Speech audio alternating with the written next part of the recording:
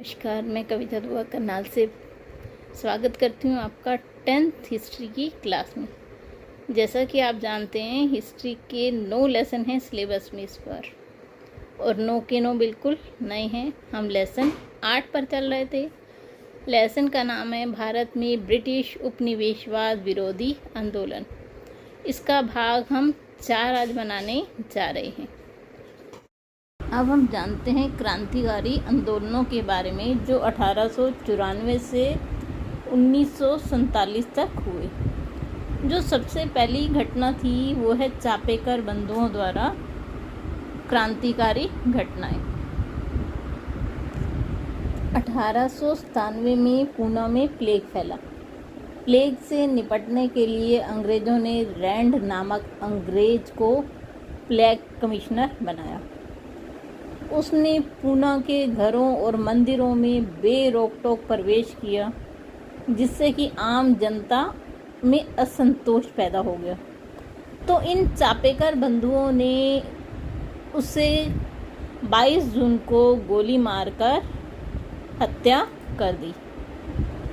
ये जो चापेकर बंधु थे, ये 3 भाई थे। ये बाल गंगाधर तिलक जी से बहुत ही प्रभावित थे।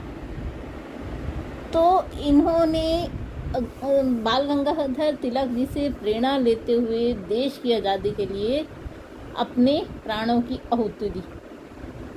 इन्होंने रैंड और एक लेफ्टिनेंट आर्महर्स्ट की हत्या की थी, जिसके कारण 2 भाइयों को तो पकड़कर पहले ही सज़ा दे दी गई, बाल कृष्ण चापेकर और दामोदर हरी चापेकर को।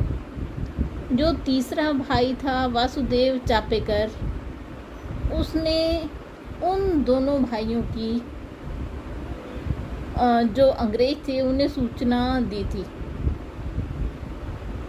तो वासुदेव चापेकर जी ने गणेश शंकर द्रविड़ की हत्या की थी, जिसके लिए उन्हें भी 8 मई 1899 को गिरफ्तार कर फांसी दे दी गई।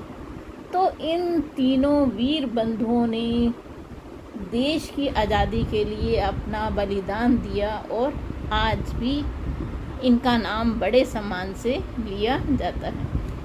अब हम जानते हैं विनायक दामोदर जी के बारे में। ये महाराष्ट्र में क्रांतिकारी घटनाएं इन्होंने अंजाम दी थी।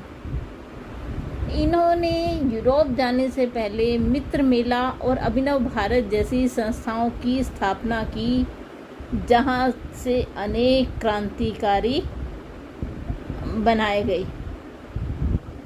जो इन संस्थाओं से लोग निकले, उन्होंने नासिक, अहमदाबाद और सतारा में क्रांतिकारी घटनाओं को अंजाम दिया। तो देखिए, विनायक दामोदर जी का भारत की आज़ादी में एक अहम रोल है। बंगाल में जो क्रांतिकारी आंदोलन हुआ अंग्रेज़ों के खिलाफ, उसके जन्मदाता अरविंद घोष व वीरेंद्र घोष जी हैं। इन्होंने विभिन्न क्रांतिकारियों को प्रेरित किया और वहाँ पर अनुशीलन समिति नामक संगठन का निर्माण किया, जिसने विभिन्न पत्रिकाओं और पुस्तकों के माध्यम से क्रांतिकारी आंदोलनों को बल दिया।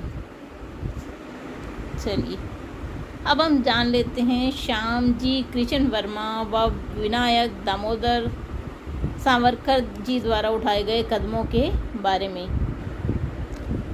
देखिए, श्यामजी कृष्ण वर्मा काठियावाड़ के थे। इन्होंने कैम्ब्रिज यूनिवर्सिटी से लॉ की थी, और 1905 में इन्होंने भारत स्वशासन समिति का गठन किया था। इन्होंने 1,000 की 6 फेलोशिप देनी शुरू की, जिससे कि इनका जो इंडियन हाउस था वो क्रांतिकारियों का केंद्र बन गया। अब फेलोशिप लेने के लिए विनायक दामोदर सावरकर जी भी लंदन पहुँचे, और वो इनसे जुड़ गए। अब अगला जिसके बारे में हम जानेंगे वो है गदर पार्टी। देखिए 19वीं शताब्दी में बहुत से भारतीय धन कमाने के लिए America, Burma, Singapore, Hong Kong, Canada में पहुँचे, जिन्होंने वहाँ पर खूब धन कमाया, लेकिन उनके साथ भारतीय होने के कारण अपमानजनक व्यवहार किया जाता था। वो बाहर बैठे हुए भी अपने देशवासियों की अंग्रेज़ों का गुलाम बनने की पीड़ा को समझ सकते थे, इसीलिए उन्होंने बाहर से रहकर ही अपने देशवासियों का सहयोग करने की सोची। 1913 में अमेरिका और कनाडा के भारतीयों ने एक संगठित हिंदुस्तानी एसोसिएशन बनाई, जिसे कि गदर पार्टी कहा जाता है। इसके पहले अध्यक्ष सोहन सिंह भकाना व सचिव लाला हरदयाल बने।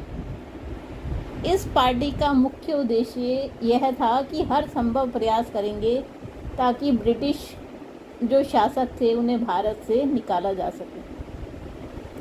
धीरे धीरे इन्होंने अनेक स्थानों पर अपनी शाखाएं खोली और एक गदर नामक साप्ताहिक समाचार पत्र निकाला, जो कि हिंदी, मराठी, अंग्रेजी, उर्दू और अनेक भाषाओं में प्रकाशित होता था। इसका उद्देश्य क्या था? नव युवकों को क्रांतिकारी गतिविधियों में शामिल होने का आह्वान करना।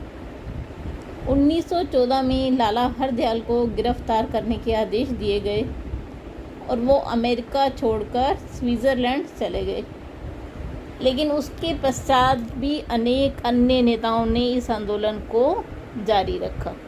चलिए अब हम जानते हैं इससे अगले कामागाटामारू की घटना के बारे में। देखिए क्या थी ये घटना।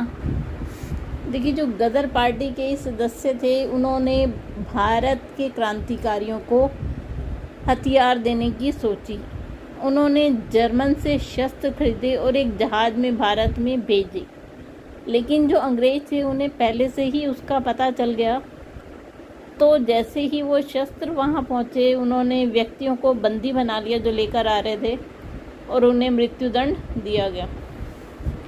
और जो कनाडा की सरकार थी उसने भारतीयों पर बहुत ही प्रतिबंध लगा दिए गए। भारतीयों के सहयोग के लिए एक सिंगापुर के धनी, जो कि भारतीय ही थे, बाबा गुरुदत्त जी, उन्होंने कामागाटामारू जहाज़ से 350 भारतीयों को कनाडा के लिए भेजा। लेकिन जब ये जहाज़ वैंकूवर पहुंचा तो वहाँ की सरकार ने इसे उतरने की अनुमति नहीं दी और वापस इस जहाज़ को आना पड़ा। लेकिन अंग्रेज़ों को इसका पता चल गया, तो उन्होंने भी जितने ये 350 भारतीय इस जहाज़ में थे उन्हें ज़बरदस्ती पंजाब भेजने की कोशिश की, लेकिन कुछ यात्री भागकर कलकत्ता में प्रवेश करना चाहते थे तो उन पर गोलियां चला दी गई। इस कामागाटामारू की घटना में मारे गए निर्दोष लोगों के लिए भारतीयों के मन में ब्रिटिश सरकार के प्रति रोष पैदा कर दिया। तो ये कामागाटामारू की घटना थी। अब हम इससे अगली घटना देख लेते हैं, काकोरी की घटना। देखिए जो भारतीय क्रांतिकारी थे उन्हें अपनी योजनाओं को अंजाम देने के लिए धन की आवश्यकता थी। कोई भी क्रांति हो बिना धन के नहीं हो सकती, तो इसीलिए क्रांतिकारियों ने सरकारी खजाना लूटने का निश्चय किया। जो ये ट्रेन थी जिसमें सरकारी खजाना आने की क्रांतिकारियों को सूचना मिली थी, उन्होंने ट्रेन को रोककर उसमें से जो पैसा था वो लूटने का प्रयास किया। 9 अगस्त 1925 को राम प्रसाद बिस्मिल जी के नेतृत्व में उन्होंने काकोरी में ट्रेन को रोका और खजाना लूटने का प्रयास किया। जो अंग्रेज थे वो इससे बहुत ही गुस्सा हुए और उन्होंने बड़ी संख्या में युवकों को गिरफ्तार कर लिया। राम प्रसाद बिस्मिल जी, रोशन सिंह जी, राजेंद्र लाहड़ी व अशफाक उल्ला खान को फांसी दे दी गई और अन्य जो क्रांतिकारी साथ थे उन्हें किसी को अंडमान भेज दिया गया, किसी को लंबी सजाएं दे दी गई। तो ये काकोरी की घटना थी।